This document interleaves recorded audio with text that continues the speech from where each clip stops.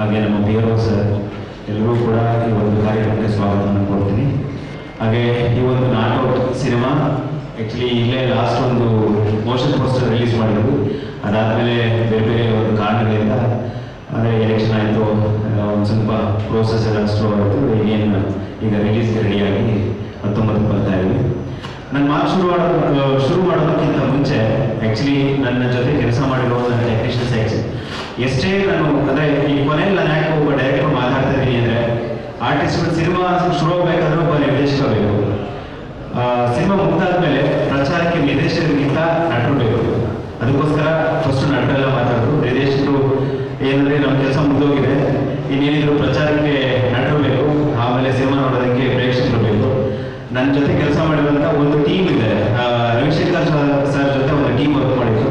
ಅವ್ರನ್ನೂ ಕೂಡ ಒಂದು ವೇದಿಕೆಗೆ ಬನ್ನಿ ಪ್ಲೀಸ್. ಯಾಕಂದರೆ ಪ್ರತಿಯೊಬ್ಬರು ಕೂಡ ಅವ್ರ ಶ್ರಮ ಇದೆ ಇಲ್ಲಿ ಒಂದು ಸಿನಿಮಾ ಆಗಬೇಕಾದ್ರೆ. ಇದು ರವಿಶಂಕರ್ ಸರ್ ಟೀಮು.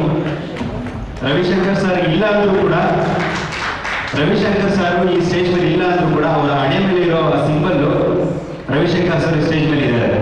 ಯಾಕಂದರೆ ಈ ಪಾತ್ರದಲ್ಲಿ ಮುಖ್ಯವಾಗಿ ಇಡೀ ಸಿನಿಮಾ ಜರ್ನಿಯಲ್ಲಿ ಆ ಒಂದು ಹಣೆ ಮೇಲೆ ಇರೋ 4 ಸಿಂಬಲ್ ಏನಿದೆಯಲ್ಲ ಅದೇ ಅವರ ಕ್ಯಾರೆಕ್ಟರು. ಆ ಕ್ಯಾರೆಕ್ಟರ್ನ ಈ ಒಂದು ಗ್ಯಾಂಗ್ ನಾವು ನೋಡಿಸ್ತೀವಿ ಅಂತ ಈ ಹಣೆ ಮೇಲೆ ಇವತ್ತು ನೋಡಿಸ್ತಿದ್ದಾರೆ. ಅವರ ಪ್ರೆಸೆನ್ಸ್ ಅವರ ಹಣೆ ಮೇಲೆ ಇದೆ. Thank you. ದಯವಿಟ್ಟು ಬನ್ನಿ, ಒಂದು ಗ್ರೂಪ್ ಫೋಟೋ ಪ್ಲೀಸ್. ಹಾಗೆ ನನ್ನ ಜೊತೆ ಕೆಲಸ ಮಾಡಿದ ನನ್ನ ಡೈರೆಕ್ಷನ್ ಡಿಪಾರ್ಟ್ಮೆಂಟ್ ನಿರ್ದೇಶಕನ ಜೊತೆ ಯಾವಾಗಲೂ ಬೆನ್ನೆಲುಬು, ಎಲ್ಲರೂ ಊಟಕ್ಕೆ ಹೋದ್ರ ಬೆನ್ನೆಲುಬುಗಳೆಲ್ಲ ಊಟ ಮಾಡ್ತಾರೆ ಸರ್. ನೀವು ಮಾತಾಡಿ ಪರವಾಗಿಲ್ಲ, ಒಬ್ರು ಕಾಣಿಸ್ತಿಲ್ಲ. ಓಕೆ, ಆರ್ಟ್ ಡೈರೆಕ್ಟರ್ ಸರ್ ಎಲ್ಲರಿಗೂ ಟೆಕ್ನಿಷಿಯನ್ಸ್ ಎಲ್ಲರಿಗೂ ಕೂಡ ಥ್ಯಾಂಕ್ಸ್ ಹೇಳ್ತೀನಿ. ಓಕೆ, ಸಿನಿಮಾಗೆ ಬಂದ್ಬಿಡೋಣ. ಸಿನಿಮಾ ಜುಲೈ 19 ಬರ್ತಾ ಇದೆ. ನಾಟೌಟ್ ಅನ್ನೋ ಹೆಸರು ನಾನು ಇಡೋದಕ್ಕೆ ಫಸ್ಟ್ ರೀಸನ್ನು, ಫಸ್ಟ್ ನಾನು ಶುರು ಮಾಡಿದ್ದು ಈ ಕತೆ ಬರೆಯೋದಕ್ಕೆ ಲಾಕ್ಡೌನಲ್ಲಿ. ಫಸ್ಟ್ ಲಾಕ್ಡೌನ್ ಆದಾಗ ಮನೇಲಿ ಒಬ್ಬನೇ ಕೂತಿದ್ದಾಗ ಚಿಕ್ಕ ಕಥೆಗಳು ಬರೆಯೋಕ್ಕೆ ಶುರು ಮಾಡಿದೆ. ಲಾಕ್ಡೌನ್ ಸ್ಟೋರಿ ಅಂತ ಲಾಕ್ಡೌನ್ ಕಥೆಗಳು ಅಂತ ಬರೆಯೋದಕ್ಕೆ ಶುರು ಮಾಡಿದೆ. ಅದು ಇನ್ಸ್ಟಾಗ್ರಾಮ್ನಲ್ಲಿ ನಾನು ಹಾಕೋದಕ್ಕೆ ಶುರು ಮಾಡಿದೆ. ಆ ಟೈಮಲ್ಲಿ ಈ ಒಂದು ಲೈನು ನನಗೆ ತಲೆಗೆ ಬಂತು. ಆ ಲೈನ್ ಹಾಗೆ ಡೆವಲಪ್ ಮಾಡಿದ್ಮೇಲೆ ಹಾಗೆ ನನ್ನ ಇನ್ನೊಂದು ಸಿನಿಮಾ ರಿಲೀಸ್ ಆಗೋದಿದೆ, ಕಾಲಾಂತಕ ಅನ್ನೋ ಒಂದು ಸಿನಿಮಾ, ಅದು ರೆಡಿ ಇದೆ. ಆ ಸಿನಿಮಾನ ನಮ್ಮ ಕುಮಾರ್ ಸರ್ ಅವರು DTS ಅಲ್ಲಿ ನೋಡಿದ್ರು. ಓಕೆ, ಅವರ ಸ್ನೇಹಿತರ ನಿರ್ಮಾಪಕರು ಅವರು ಆ ಸಿನಿಮಾ ನೋಡಿದಾದ್ಮೇಲೆ ಕರೆದು ಇಲ್ಲ ಒಂದು ಸಿನಿಮಾ ಮಾಡಬೇಕು ಅಂತ. ಸರಿ ಅಂತ ಬಂದು ರವಿ ಸರ್ನ ರೀಚ್ ಮಾಡಿ ಕಥೆನ ನರೇಟ್ ಮಾಡಿದಾಗ ಅವ್ರಿಗೆ ಇಷ್ಟ ಆಯಿತು. ಒಂದು ಕತೆ ಚೆನ್ನಾಗಿದೆ, ಲೈನ್ ಚೆನ್ನಾಗಿದೆ, ಶುರು ಮಾಡೋದು ಅಂತ ಇಮಿಡಿಯೇಟಾಗಿ ಈ ಒಂದು ಕಥೆನ ಸ್ಕ್ರೀನ್ ಪ್ಲೇ ಶುರು ಮಾಡೋದು. ಸ್ಕ್ರೀನ್ ಪ್ಲೇ ಬರೀಬೇಕಾದ್ರೆ ನನಗೆ ಈ ನಾಟಕದ ಟೈಟ್ಲ್ ಹಾಕಿಟ್ಟಿದ್ದು ಅಂತಂದರೆ ಕತೆಗೆ ಅಷ್ಟು ಪೂರಕವಾಗಿತ್ತು, ಮತ್ತೆ ಸಿನಿಮಾ ಟೈಟಲ್ ಯಾವಾಗಲೂ ಕೂಡ ಕಮರ್ಷಿಯಲ್ ಆಗಿರಬೇಕು, ಆಡಿಯನ್ಸ್ಗೆ ಈಸಿಯಾಗಿ ಕನೆಕ್ಟ್ ಆಗಬೇಕು, ಮತ್ತೆ ಹೇಳೋದಕ್ಕೆ ಸುಲಭ ಇರಬೇಕು. ಯಾವಾಗಲೂ ನಾವು ಆಟದಲ್ಲಿ ನಾಟಕವನ್ನು ನೋಡಿರ್ತೀವಿ, ಬಟ್ ಜೀವನದ ಆಟದಲ್ಲಿ ಯಾವತ್ತೂ ಕೂಡ ಔಟ್ ನಾಟಕವನ್ನು ನಾವು ನೋಡೋದಕ್ಕಾಗಲ್ಲ. ಯಾಕಂದರೆ ಆಟದಲ್ಲಿ ಅಂಪೈರ್ ಯಾವತ್ತೂ ಕೂಡ ಫೀಲ್ಡ್ ಅಂಪೈರು ಎದುರುಗಡೆ ಇರ್ತಾರೆ, ಥರ್ಡ್ ಅಂಪೈರು ಗ್ಯಾಲರಿಯಲ್ಲಿ ಕೂತಿರ್ತಾರೆ. ಅವರು ಡಿಸಿಷನ್ ಯಾವಾಗಲೂ ಕೂಡ ನಮ್ಮ ಕಣ್ಣು ಕಾಣಿಸ್ತಾ ಇರುತ್ತೆ.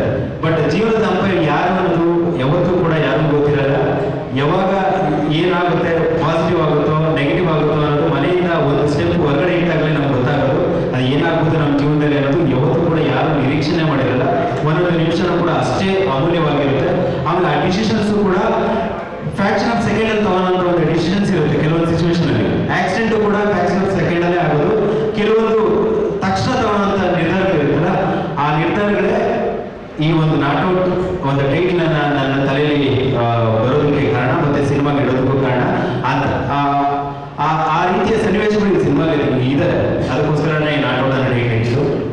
ಸಿನಿಮಾದ ಹೋಲ್ ಜರ್ನಿ ಅಂದರೆ ಶೂಟಿಂಗ್ ಸ್ಟಾರ್ಟ್ ಆದಮೇಲೆ ನನ್ನ ಹೋಲ್ ಜರ್ನಿಯಲ್ಲಿ ಮೊದಲಿಗೆ ಈ ಸಿನಿಮಾಗೆ ಒಂದು ಪ್ರಮುಖ ಪಾತ್ರ ಬೇಕಿತ್ತು. ಅದಕ್ಕೆ ರವಿ ಸರ್ಗೆ ಫಸ್ಟ್ ಹೇಳಿದೆ ನಾನು, ಸರ್ ಈ ಕ್ಯಾರೆಕ್ಟರ್ಗೆ ಒಂದು ಒಳ್ಳೆ ಕ್ಯಾರೆಕ್ಟರ್ ಬೇಕು ಸರ್. ಯಾಕಂದರೆ ರವಿಶಂಕರ್ ಸರ್ಗೆ ಮಾಡಿರೋ ಕ್ಯಾರೆಕ್ಟರ್ ಫಸ್ಟು ರಿಷಬ್ ಶೆಟ್ಟಿ ಸರ್ಗೆ ಮಾಡಬೇಕಿತ್ತು.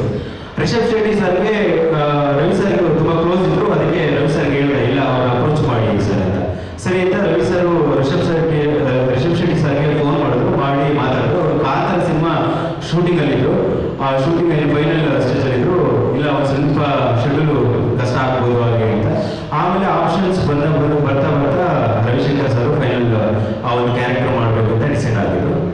ಅದಾದಮೇಲೆ ನಮ್ಮ ಹೀರೋ ಸರ್ ಅವ್ರನ್ನ ಇಂಟ್ರೊಡ್ಯೂಸ್ ಮಾಡಿದ್ದು ಒಂದು ಕ್ಯಾರೆಕ್ಟರ್ ಆಗಿನೇ, ಅಂದ್ರೆ ನನ್ನ ಮಗ ಅಂತ ಅವರು ಫಸ್ಟ್ ಚೇಂಬರಲ್ಲಿ ಇವತ್ತು ನನಗೆ ಪರಿಚಯ ಮಾಡಿಸ್ಲಿಲ್ಲ. ಈ ಹುಡುಗ ಇದ್ದಾನೆ, ಈ ಹುಡುಗನ ಒಂದು ಸಿನಿಮಾ ಮಾಡಬೇಕು ಅಂತ.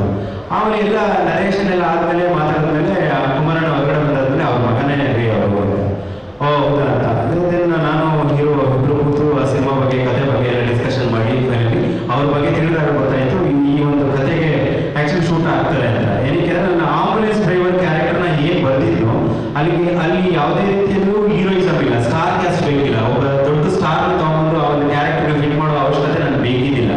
ಯಾಕಂದ್ರೆ ಕತೆ ಅಷ್ಟು ಡಿಪೆಂಡ್ ಮಾಡ್ತಾ ಇತ್ತು. ಒಂದು ಸಿಂಪಲ್ ಕ್ಯಾರೆಕ್ಟರು, ಅದು ಐಟು ಪರ್ಸನಾಲಿಟಿ ಅಥವಾ ಏನು ಬೇಕಿಲ್ಲ ನನಗೆ. ಒಂದು ಒಳ್ಳೆ ಆರ್ಟಿಸ್ಟ್ ಬೇಕಿತ್ತು. ಆ ಆರ್ಟಿಸ್ಟ್ ಅವರಲ್ಲಿತ್ತು. ಯಾಕಂದ್ರೆ ಅವರ ಹಿಂದಿನ ಸಿನಿಮಾದಲ್ಲಿ ಆಲ್ರೆಡಿ ಆಕ್ಟಿಂಗ್ ಮಾಡಿದ್ರು, ಮತ್ತೆ ಕೆನಡಾಲಿ ಒಂದು ಆಕ್ಟಿಂಗ್ ಕೋರ್ಸ್ನ ಮುಗಿಸ್ಕೊಂಡಿದ್ದು ಅನುಭವ ಇತ್ತು. ಆ ಅನುಭವದ ಮೇಲೆ ಅವ್ರ ಜೊತೆ ಮಾತಾಡ್ಬೇಕಾದ್ರೆ ಒಬ್ಬ ನಿರ್ದೇಶಕನಿಗೆ ಗೊತ್ತಾಗುತ್ತೆ ಇವರು ಈ ನನ್ನ ಕ್ಯಾರೆಕ್ಟರ್ಗೆ ಶೂಟ್ ಆಗ್ತಾರೆ ಅಂತ. ನಾನು ಆಗಲೇ ಓಕೆ ಮಾಡಿದೆ. ಅದಾದ್ಮೇಲೆ ಉಳಿದ ಪಾತ್ರವನ್ನು ಬಂತು. ನನ್ನ ಒಂದು ಚಿಕ್ಕ ರೂಮಲ್ಲಿ ಸ್ಟೋರಿ ರೀಡಿಂಗ್ ಕೇಳೋದಕ್ಕೆ ಸುದೀವರು ಬಂದರು. ಅವ್ರ ಗೆಟಪ್ ನೋಡಿದ ತಕ್ಷಣ, ಯಾಕಂದ್ರೆ ನಾನು ಫಿಸಿಕಲಿ ಯಾವತ್ತೂ ಮೀಟ್ ಮಾಡಿದ್ದಿಲ್ಲ. ಮಾಮೂಲಿ ಟ್ರೋಲ್ಗಳೆಲ್ಲ ಡೈಲಾಗ್ಗಳು ಹೊಡಿತಾ ಇರ್ತಾರೆ ಸಿಕ್ಕಾಪಟ್ಟೆ. ಓಕೆ, ಆ ಡೈಲಾಗ್ಗಳು ಟ್ರೋಲ್ಗಳು ಆಗ್ತಾ ಇರ್ತಾರೆ. ಆ ಟೈಮೆಲ್ಲ ಮೀಟ್ ಮಾಡಿದ್ದೆ. ಎಷ್ಟಕ್ಕೆ ಹೇಳಿದ್ರು ಇಲ್ಲ ಸ್ನೇಹಿಸಿ ನನ್ನ ಅಂತ ಬರೋದು. ನಮ್ಮ ಸುದಿ ಬಂದು ಮೀಟ್ ಮಾಡಿದ್ದು ನರೇಶನ್ ಕೊಟ್ಟೆ.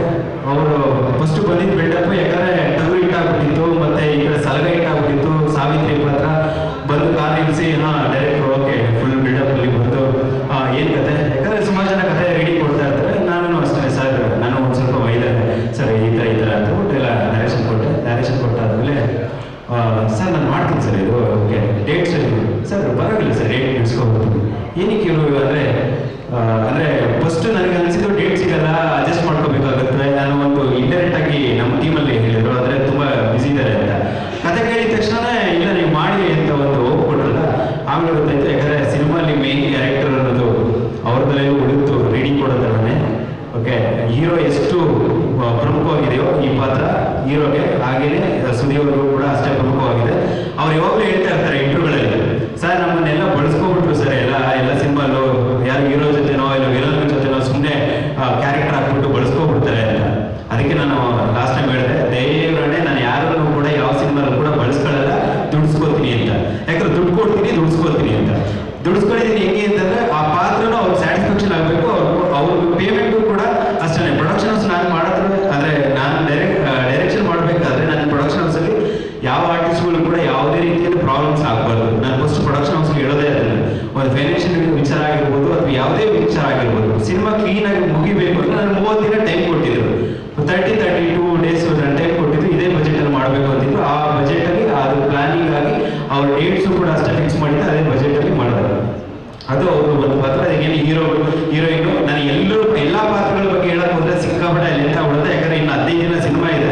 15 ದಿನ ಸಿನಿಮಾ ಇರೋದ್ರಿಂದ ಖಂಡಿತವಾಗ್ಲೂ ಆ ಪಾತ್ರಗಳೆಲ್ಲವೂ ನಾನು ಏನು ಹೇಳಕ್ ಹೋಗ್ತಾ ಇದೀನೋ ಎಲ್ಲ ಪಾತ್ರಗಳು ಕೂಡ ಅಲ್ಲಿ ಸಿಕ್ಬಿಡುತ್ತೆ.